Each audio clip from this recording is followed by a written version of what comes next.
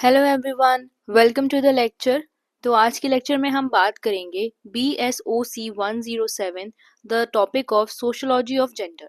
ठीक है, जून एग्जामिनेशन के लिए बहुत इंपॉर्टेंट टॉपिक रहने वाला है, तो इसको अच्छे से देखिएगा। लेक्चर आगे बढ़ाने से पहले मैं आपको बता दूं गाइस कि आप हमारी वेबसाइट shop.hindustanknowledge.com पर भी विजिट कर सकते हैं। यहाँ पर आपको आपके सब्जेक्ट रिलेटेड सारे गेस्ट पेपर्स मिल जाएंगे। ठीक है, तो यहाँ पर आप अपने सब्जेक्ट कोड डालेंगे, आप इसको सर्च करेंगे तो आपको अपने रिलेटेड जो भी आपके गेस्ट पेपर से मिल जाएंगे। ठीक है, इन केस अगर आपको फिर भी प्रॉब्लम फेस करनी पड़ रही है तो आप हमारे व्हाट्सएप कॉन्टैक्ट पर भी कॉन्टैक्ट कर सकते हैं, विच इज 9580023321। ओके गाइस, तो हमारा पहला क्वेश्चन है, what is gender socialization, explain its process. देखिए, जेंडर सोशलाइजेशन क्या है। देखिए, सोसाइटी में हमारे जेंडर के बेसिस पे हमसे कुछ बिहेवियर्स एक्सपेक्ट किए जाते हैं कि अगर आप मेल हैं तो आपसे कुछ बिहेवियर एक्सपेक्ट किए जाएंगे कि आपको स्ट्रांग रहना पड़ेगा, इंडिपेंडेंट रहना पड़ेगा, आपको ब्रेव और आपको ज़्यादा इमोशनल नहीं होना चाहिए। और जो फीमेल हैं उनसे कुछ बिहेवियर एक्सपेक्ट किए जाएंगे कि आपको बहुत फ्रेजाइल रहना पड़ेगा, आपको इमोशनल केयरिंग ये सारी चीज़ें उन्हें होनी चाहिए आपके अंदर, है ना। तो ये जेंडर के बेसिस पे जो हमसे बिहेवियर्स एक्सपेक्ट करते हैं सोसाइटी के अंदर, वो हम जेंडर सोशलाइजेशन के थ्रू सीखते हैं। ठीक है, और हमें ये बचपन से ही हमारे फैमिली में, फ्रेंड्स, स्कूल, मीडिया, सोसाइटी, इन सब के थ्रू हम सीखते हैं इन चीज़ों को। ऑलराइट, अब जरा और डिटेल में देखते हैं इसको। Meaning of gender socialization, it refers to the way society influence and shapes persons understanding of gender roles. मतलब यहाँ पे समाज इंसान के जेंडर रोल्स को इन्फ्लुएंस करता है कि अगर आप सर्टेन जेंडर से तो आपको किस तरीके से कपड़े पहनने चाहिए, अगर आप फीमेल है तो आपको अलग कपड़े पहनने चाहिए, मेल है तो आपको अलग कपड़े पहनने चाहिए। ठीक है, बोलने का तरीका, बिहेव करना, किस तरीके से आप आपस में बात करेंगे, ये भी।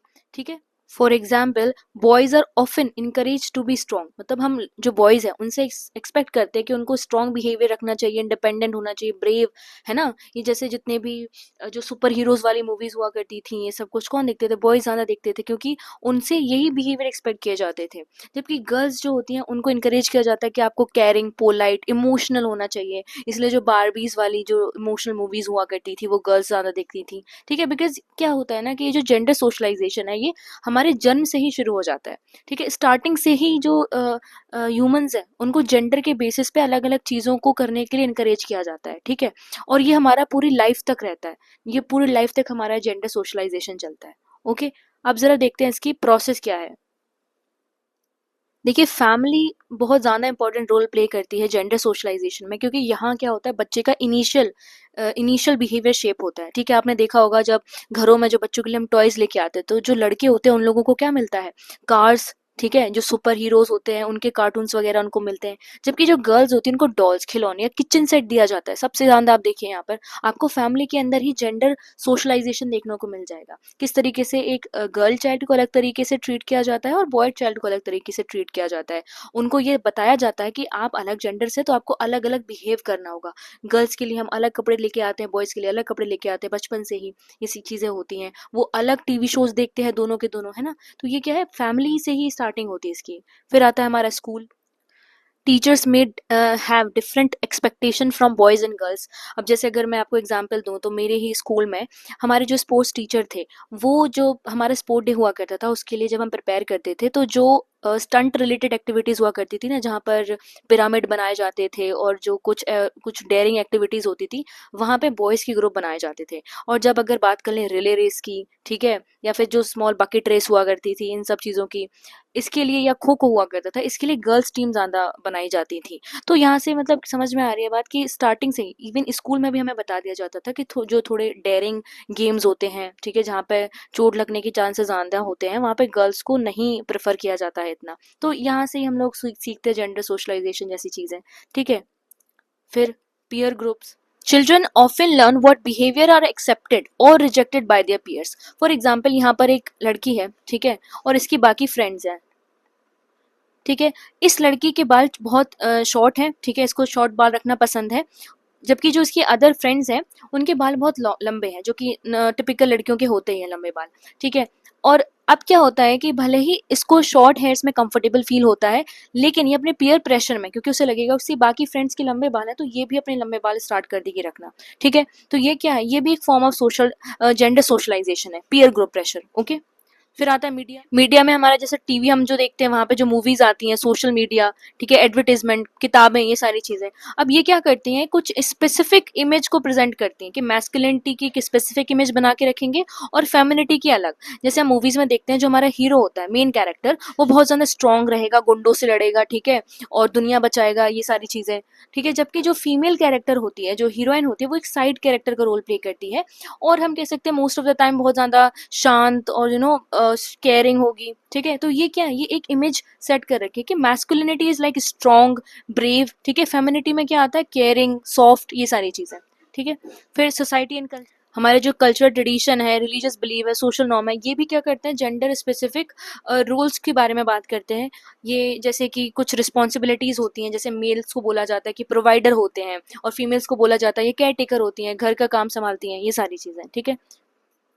तो हमने वही सीखा कि जेंडर सोशलाइजेशन क्या है, एक लाइफ लॉन्ग प्रोसेस है, ठीक है। यहाँ पर हम हमारी फैमिली से, स्कूल से, पीयर, मीडिया, कल्चर, इन सब से सीखते हैं कि हमें अपने जेंडर के हिसाब से किस तरीके से बिहेव करना चाहिए, ठीक है। तो जब हम ये सोशलाइजेशन यानी कि जेंडर सोशलाइजेशन के प्रोसेस को पढ़ते हैं, तो हम समझ पाते हैं किस तरीके से हमारे समाज का हमारे बिहेवियर पे इम्पैक्ट पड़ता है, ठीक है। Next question, discuss the status of women in the global context. Status of women around the world has improve significantly over the last century. यहाँ पे बताया गया है कि लास्ट सेंचुरी से अगर कंपेयर करें तो आज के टाइम पे वुमेन का जो स्टेटस है वो थोड़ा सही हुआ है, ठीक है, इम्प्रूव हुआ है, ठीक है। एजुकेशन अभी मिलती है वुमेन्स को, एम्प्लॉयमेंट में अपॉर्चुनिटी दी जाती है, health care, political participation etcetera. लेकिन अभी भी ग्राउंड रियलिटी से अगर हम बात करते हैं, ठीक है, एक होता है पेपर वर्क, एक होता है ग्राउंड रियलिटी। तो ग्राउंड रियलिटी पे अगर हम बात करें तो यहाँ पर अभी भी जेंडर इनइक्वालिटीज एग्जिस्ट करती हैं, ठीक है। अभी भी डिस्क्रिमिनेशन फेस करने पड़ते हैं, वायलेंस फेस करना पड़ता है, अनइक्वल पे और लिमिटेड अपॉर्चुनिटीज उनको मिलती हैं, ठीक है। तो हम कह सकते हैं कि आज के टाइम पे प्रोग्रेस भी है लेकिन कुछ चैलेंजेस भी हैं, ठीक है। फर्स्ट देखते हैं एजुकेशन एंड अवेयरनेस। देखिए, एजुकेशन की वजह से वुमेन के स्टेटस में बहुत इंप्रूवमेंट देखने को मिला है, ठीक है। अब एजुकेशन से क्या होता है कि वुमेन के पास में एक चॉइस आ जाती है कि वो अपने डिसीजंस खुद ले सकती हैं, ठीक है। जॉब कर सकती हैं वो, जिस भी सेक्टर में जाना चाहते हैं उसमें, और सोसाइटी में एक कंट्रीब्यूशन, एक पार्ट प्ले कर सकती हैं अपना, ठीक है। बहुत सारी कंट्री हैं जो कि बहुत सारी पॉलिसीज बनाती हैं जिसकी वजह से क्या इंश्योर किया जाता है कि जो गर्ल चाइल्ड है और बॉय चाइल्ड है, उन दोनों को इक्वल अपॉर्चुनिटी मिले एजुकेशन के मामले में, ठीक है। लेकिन अभी भी बहुत सारे ऐसे रीजन है डेवलपिंग कंट्री में जहाँ पर बहुत सारे चैलेंजेस फेस करने पड़ते हैं वुमेन्स को, जैसे कि poverty, child marriage, lack of education facility, ठीक है। फिर आता है हमारे इकोनॉमिक पार्टिसिपेशन। देखिए, आज के टाइम पे वुमेन्स का भी पार्टिसिपेशन है हमारे इकोनॉमिक सेक्टर में, इकोनॉमिक डेवलपमेंट में, ठीक है, वो भी कंट्रीब्यूट करती हैं। और बहुत सारे सेक्टर जैसे कि education sector, health care, business, science and technology, इन सब में, ठीक है। तो ये है कि यहाँ पर इम्प्रूवमेंट हो रहा है कि ठीक है, हाँ, पार्टिसिपेशन हो रहा है वुमेन का, लेकिन अभी भी चैलेंजेस हैं, जैसे कि equal pay for equal work नहीं मिलता है वुमेन को, ठीक है। Women often receive lower wages than men for similar work, कि काम एक ही होता है लेकिन जो मेन होते हैं उनको उस काम के लिए ज्यादा पैसे मिलते हैं एज कम्पेयर टू वुमेन, ठीक है। जेंडर पे gap remains a global concern, एक, ठीक है। एक ये भी होता है कि जो टॉप पोजीशंस होती है उसमें मेन ही रहते हैं, इसको ग्लास सीलिंग इफेक्ट भी बोला जाता है, कि वुमेन्स एक लेवल से आगे वो बढ़ ही नहीं पाती हैं, जो टॉप पोजीशन होती हैं वो मेन होल्ड करके रखते हैं, ठीक है। फिर आते हैं पॉलिटिकल रिप्रेजेंटेशन पे। देखिए, पॉलिटिक्स में भी वुमेन का पार्टिसिपेशन जो है वो इंक्रीज हुआ है, ठीक है। पॉलिटिकल ऑफिसेज जैसे कि president, prime minister, minister, member of parliament, ठीक है, यहाँ पर भी वुमेन का पार्टिसिपेशन देखने को मिलता है, ठीक है। Their involvement help in making policies that address social welfare, education, health care, gender equality, ये सारे जो इश्यूज होते हैं ना, इनको भी एड्रेस करती है वुमेन्स जब पार्टिसिपेट करती हैं तो। However womens are still underrepresented in political decision making in many part of the world. लेकिन अभी भी अगर हम बहुत सारे पार्ट्स में देखें तो अभी भी वुमेन जो है वो अंडर रिप्रेजेंटेड है वहाँ पे। फिर आता है हमारा हेल्थ। देखिए, ये भी इंप्रूव हुई है, ठीक है। हेल्थ केयर सर्विसेज में इंप्रूवमेंट आया है, मेटरनल केयर में इंप्रूवमेंट आया है, जो अवेयरनेस प्रोग्राम है उनको इंक्रीज किया गया ताकि लोगों को पता चल पाए इन सब चीज़ों के बारे में। लाइफ एक्सपेक्टेंसी जो है वो वुमेन्स की वो इंक्रीज हुई है, ठीक है। लेकिन अभी भी कुछ इश्यूज हैं जैसे कि मेटरनल मॉर्टिलिटी, ठीक है, माल न्यूट्रिशन से सफर होती है वुमेन, डोमेस्टिक वायलेंस फेस करना पड़ता है, ह्यूमन ट्रैफिकिंग जैसे इश्यूज को फेस करना पड़ता है, और जो रिप्रोडक्टिव हेल्थ है, ठीक है, उसमें इंप्रूवमेंट नहीं देखने को मिला है। वो अभी भी बहुत सारी वुमेन्स को अफेक्ट करती हैं इस चीज़ें, ठीक है। अब देखते हैं रोल ऑफ इंटरनेशनल ऑर्गेनाइजेशन। यहाँ पे इंटरनेशनल ऑर्गेनाइजेशन जैसे कि यूनाइटेड नेशंस, ठीक है, ये जेंडर इक्वालिटी को प्रमोट करते हैं, ये प्रोग्राम और पॉलिसीज लेकर आते हैं ताकि इन सब चीज़ों में इंप्रूवमेंट देखने को मिले, ठीक है। Global initiative encourages women empowerment, equal right, protection from discrimination and violences. ठीक है, अब जैसे कि हम बात करें सस्टेनेबल डेवलपमेंट गोल 5 की, ठीक है, ये तो स्पेसिफिकली बोलता है, ये स्पेसिफिकली फोकस करता है किस पे, जेंडर इक्वालिटी पे, ठीक है, और वुमेन और गर्ल्स को एम्पावरमेंट देने के लिए। ऑलराइट, देखिए वुमेन का जो स्टेटस है वो इम्प्रूवमेंट आई है उसमें, ठीक है, एजुकेशन की फील्ड में, economic opportunities, legal rights, social awareness, ठीक है, इनमें इंप्रूवमेंट देखने को मिले। लेकिन फिर भी बहुत सारी जगह अभी भी ऐसी हैं जहाँ पे ग्राउंड रियलिटी अगर चेक करें तो वहाँ पर अभी भी डिस्क्रिमिनेशन है, चैलेंजेस हमें फेस करने को मिलते हैं। ठीक है, अब ये बताया गया है कि किस तरीके से गवर्नमेंट को, इंटरनेशनल ऑर्गेनाइजेशन, सोसाइटी को एज अ होल यहाँ पे एफर्ट्स दिखाने पड़ेंगे जेंडर इक्वालिटी के लिए। ठीक है, empowering women is essential for sustainable development, social justice and global progress. All right, तो हमारा नेक्स्ट क्वेश्चन है, how is gender equality related with the work participation, explain in the global framework. देखिए gender equality का क्या मतलब होता है कि इक्वल राइट्स प्रोवाइड करना, अपॉर्चुनिटीज प्रोवाइड करना और सभी को इक्वली ट्रीट करना रिगार्डलेस ऑफ देयर जेंडर, मतलब किसी को जेंडर के बेसिस पर डिस्क्रिमिनेट नहीं करना। फिर वर्क पार्टिसिपेशन का मतलब क्या होता है, it refers to the involvement of people in economic activity, मतलब इकोनॉमिक एक्टिविटी में लोगों का पार्टिसिपेशन, इन्वॉल्वमेंट, इसको ही वर्क पार्टिसिपेशन बोला जाता है। इकोनॉमिक एक्टिविटी जैसे employment, business, professional services etcetera. अब इसमें जेंडर इक्वालिटी और वर्क पार्टिसिपेशन का क्या रिलेशन है, ठीक है, ये क्या है, ये क्लोजली कनेक्टेड होते हैं, क्योंकि जब इक्वल अपॉर्चुनिटीज मिलती है ना, equal opportunity in what, economic activities, ठीक है, जब इक्वल अपॉर्चुनिटी मिलती है तो इससे क्या होता है कि विमेन्स को भी अपॉर्चुनिटी मिलती है और इससे विमेन का जो पार्टिसिपेशन होता है वर्क फोर्स में वो इंक्रीज होता है। ठीक है, अब जरा इस रिलेशनशिप को थोड़ा और समझते हैं। देखिए जेंडर इक्वालिटी वर्क पार्टिसिपेशन को इंक्रीज करने में बहुत इंपॉर्टेंट रोल प्ले करती है। कैसे, जेंडर इक्वालिटी मतलब ये कि इक्वल एक्सेस टू एजुकेशन, ठीक है, ट्रेनिंग, जॉब्स, इन सब में क्या होता है, इक्वली ट्रीट किया जाता है मैन और वुमेन को। इसकी वजह से क्या होता है कि दोनों ही जो इकोनॉमिक ग्रोथ है उसमें कंट्रीब्यूट कर पाते हैं। ठीक है, equal opportunities allow women to enter different profession, improve their social and economic status. All right, लेकिन अभी भी बहुत सारी कंट्री में क्या होता है कि यहाँ पे डिस्क्रिमिनेशन फेस करना पड़ता है वुमेन्स को, हायरिंग के टाइम पे, प्रमोशन के टाइम पे, वेज वही equal pay for equal work नहीं मिलता उनको। ठीक है, वर्किंग कंडीशन में भी डिफरेंसेस होते हैं मेन और वुमेन की।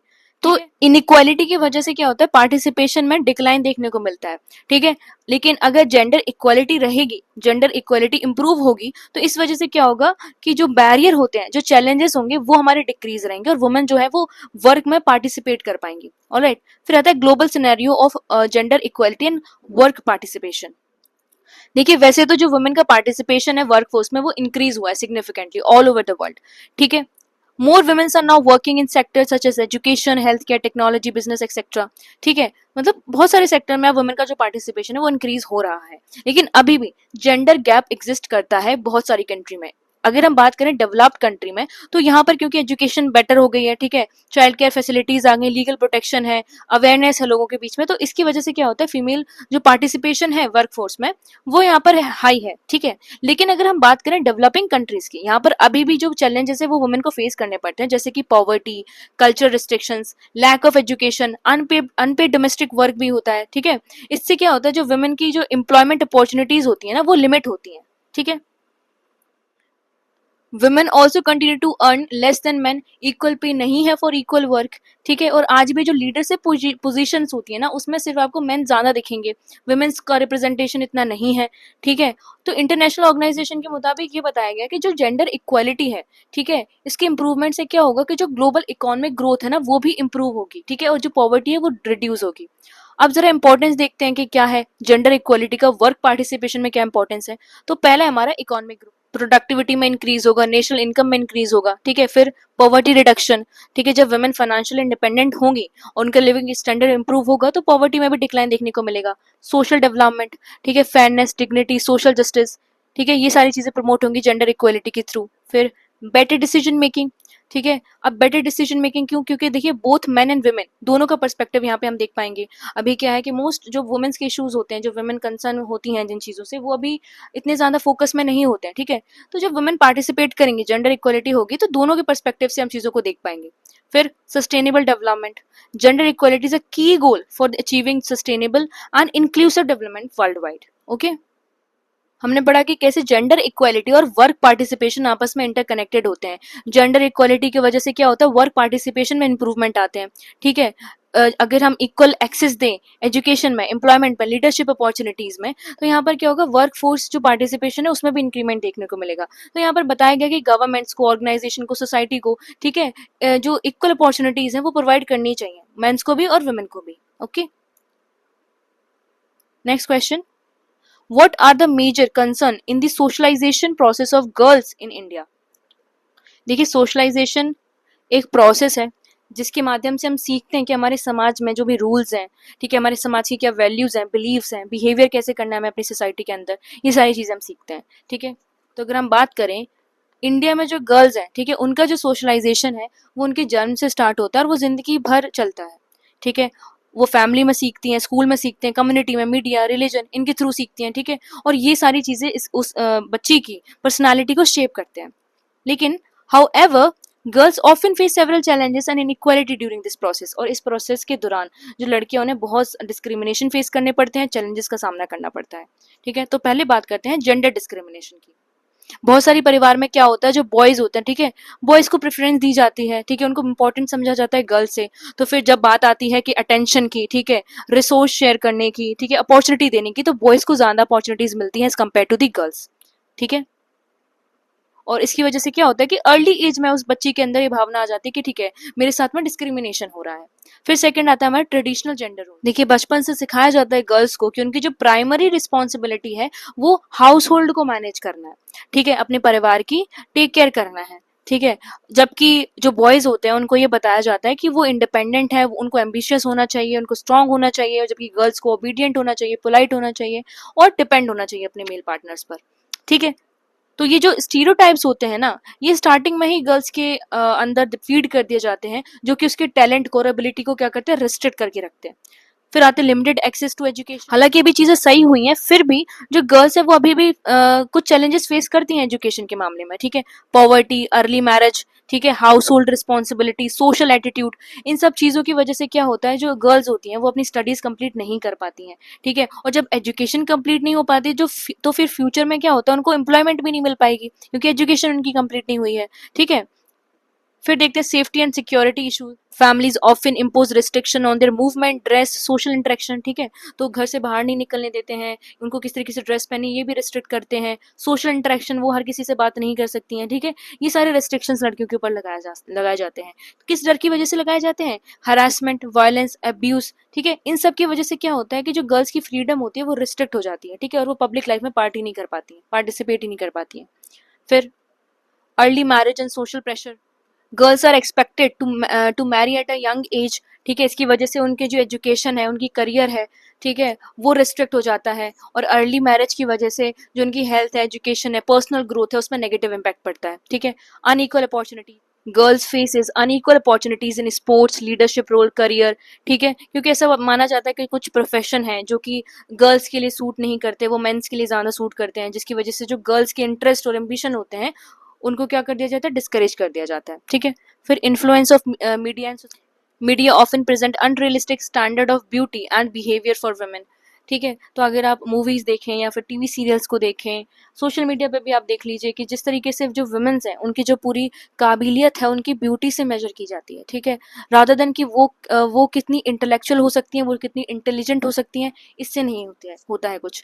गर्ल्स में feel pressure to look a certain way और behave according to the social expectation. तो गर्ल्स के अंदर ये प्रेशर हो सकता है, ठीक है, कि मुझे एक इस तरीके से दिखना चाहिए, मुझे सुंदर दिखना चाहिए, या फिर जो जैसे समाज मुझसे एक्सपेक्ट कर रहा है मुझे उस तरीके से बिहेव करना चाहिए। ठीक है, इस चीज का प्रेशर आता है।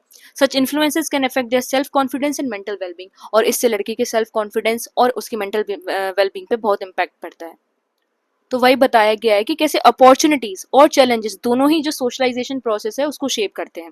ठीक है, gender discrimination, traditional role, safety concern etcetera, ये सारे बहुत बड़े इश्यूज हैं जो कि गर्ल्स की जो कैपेसिटीज है उनको रिस्ट्रिक्ट करते हैं। ठीक है, hence empowering girls through positive socialization will contribute to more just, progress and inclusive society. Okay, तो हमने अपने सारे टॉपिक कवर कर लिए हैं। अगर आपको वीडियो अच्छा लगा हो तो वीडियो को लाइक करिएगा, चैनल को सब्सक्राइब करिएगा, और आप हमारे टेलीग्राम ग्रुप भी ज्वाइन कर लेना। हमारी क्लास की जितनी भी नोटिफिकेशंस होती हैं वो आपको टेलीग्राम ग्रुप पर ही मिलेंगी। ठीक है, लिंक आपको डिस्क्रिप्शन में मिल जाएगा, तो वहाँ से आप ज्वाइन कर लेना। Okay guys, thank you.